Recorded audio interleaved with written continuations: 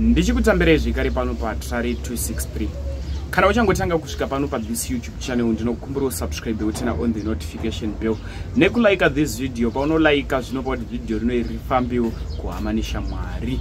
Nyanda inozvomuzvara nhasi inyaya iyo yaitika kuBulawayo, imo munonzi Ngulumane sababu.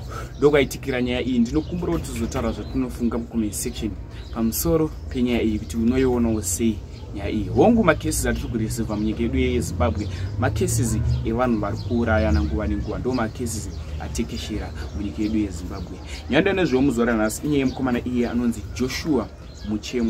Joshua Muchemwa mukomana iye ane 27 years. Asi mukomana uyu ane 27 years ari kunzi ari mentally disturbed.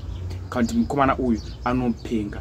Ndinokumbira kuti tizoita zvatinofunga mucomment section pamusoro penyaya yemukomana uyu. Mukomana uyu anopenga iye ari kunzi aigara namai vake vanonzi ivo Priska Humbarume.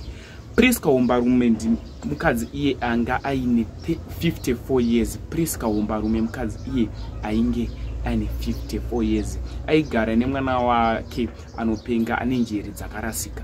Mukadzi uyu ari kunzi iye akanetsana nemwana wake nenyaya yekupenga kwake.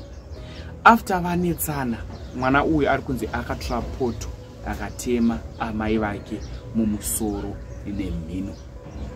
After avatema amai ava nekuda kwezvironda izvi vakafa nguva iyoyo.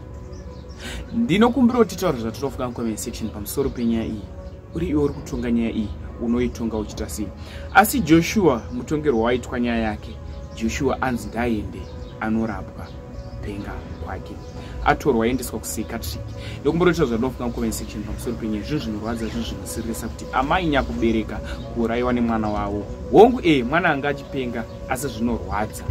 Ndinokumbira kuti zvinofunga mucomment section pamusoro penyaya iyi.